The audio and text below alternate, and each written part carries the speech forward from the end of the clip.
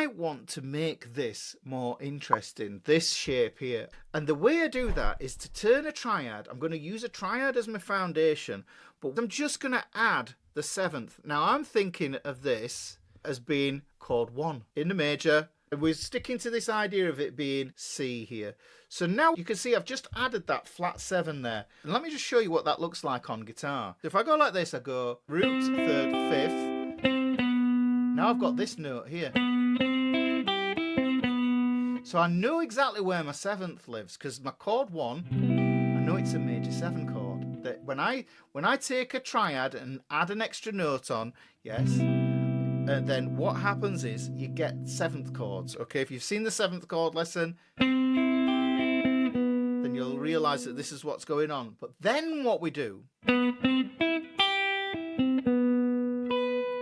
we can add that 7th on an octave higher as well, which is pretty darn cool. Oh, my diagram's a bit cooked with that one. I'm going to have to add some bits on here. So what we could do now is you can see just using that little triad shape as a foundation. So that's the foundation. And we're going to dress it up by adding one note, which is this 7th.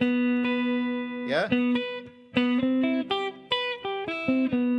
So now we have a bigger pattern, but we can reliably point to it. So there's chord 1, chord 2, chord 3.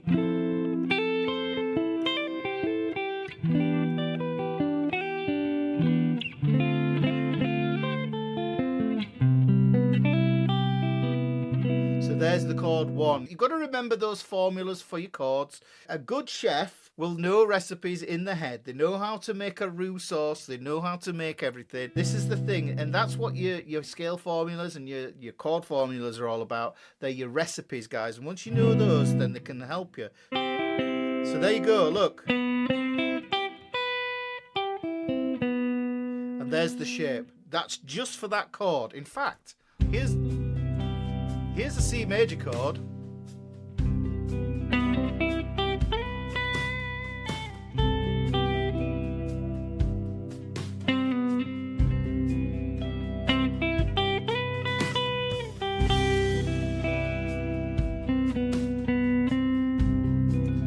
How that works on top of that. Now, I think there's a bit missing with this. We need to add another part to this, and I like to add another note here and have 3 notes here on the thin E string. It just gives me a little bit more colour, but now I have a complete sort of idea that I can use for that 1 chord. This is just a C major chord, and I can tart it up. Now this could be with a regular C major chord underneath it. Yeah? And that 6th sounds lovely.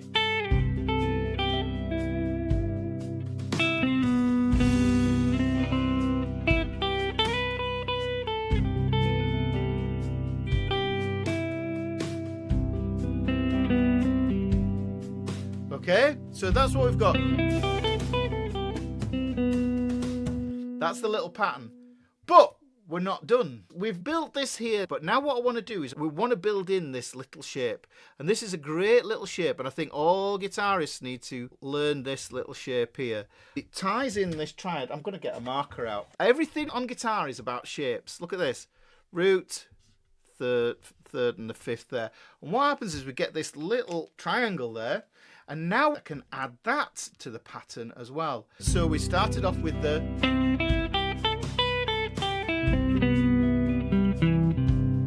And now what we need to do now is we've segmented it, we've broken it down into chunks. If we look at the components, break it down into 4.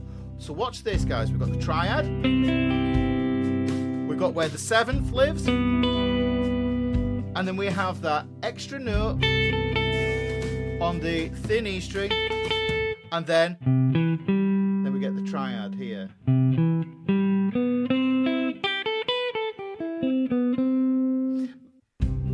You know, I could play each note, sit on it and see what mood it evokes. There's the 3rd, 5th is transparent, 6th provides a bit of tension. Yeah? So So you could call that, you could kind of, yeah, call it a C major 13. But what you can see is you get this. You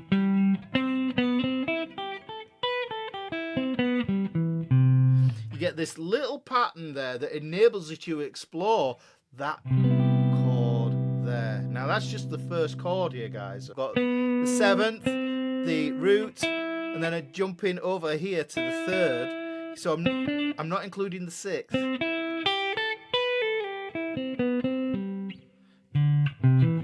Now let me just show you something. Although there is this pattern here, which is a useful,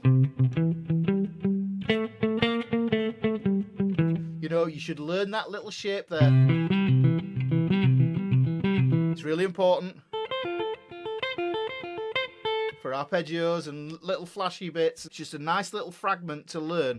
But what you can do is you can make this a little bit longer. Instead of having the 3rd there, you can have the 3rd up here 2 steps above. And I'll just write this separately on here. And then what you'll see is you get a different triangle, but it's just a little bit wider. These are the 7th arpeggios, and these just add a bit more colour, but we're adding some extra colour in there. Now, here's the next piece of the puzzle, and this is an important thing, I think, because this brings style into it. So I'm just going to do these as open circles here, because these notes that I've put in there, it doesn't mean you just play ba ba ba ba ba, you know, one after the other sequentially. The way I look at these is I look at these as approach notes. Yes, so these are half-step approach notes. That means that this note here could go down to that one, it can go up to this one here can go down to that one, and that can go up to this one. And wherever you have a step and you can fit what I call a not note, I call them not notes, yeah, because they're the notes you're not meant to play. The not notes are where the tension works. I'll play the C major chord again. Okay, so remember on that thin E string, what we had is we've got the 5th, 6th, and we've got the 7th here. Okay, there. But what we're going to do is the not notes, which are the notes that aren't part of the chord or any of this idea, what we do is we use them as approach notes to slide into the notes. So now you get something with a little bit more style. Let me do it here again.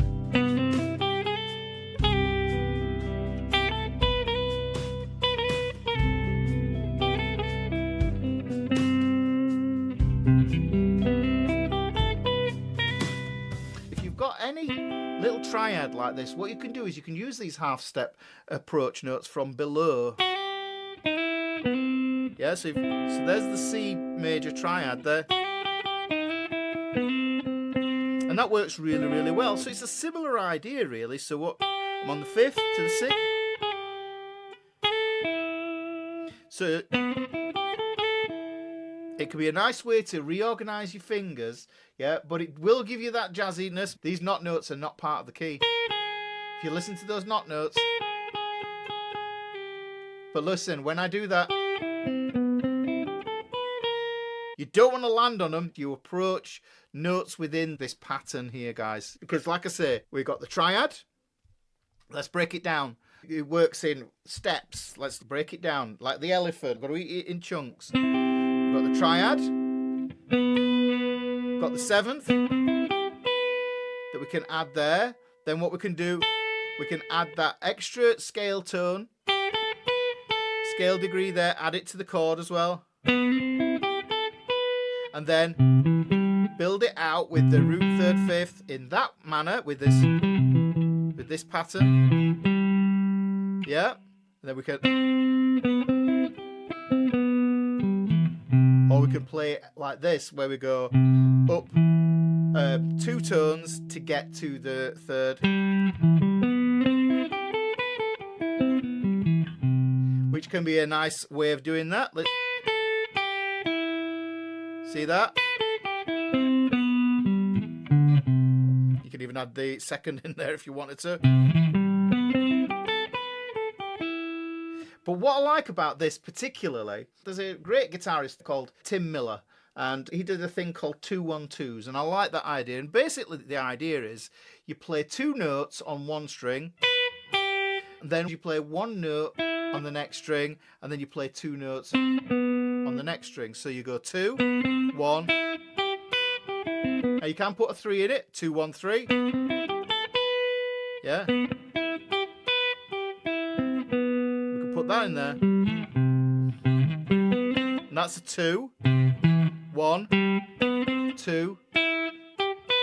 And then we've got a 2 there. It's quite very tempting to play that middle note there. So that takes care of this shape here. Right, okay, but the thing is, we don't want you to just have it as a one-trick pony thing just in that shape, do we now, guys? We want to be able to play it in the key. In fact, we want to be able to scoot around that whole major-minor thing. And when we can do that, that means we can adapt this and we can play it in both major and minor key.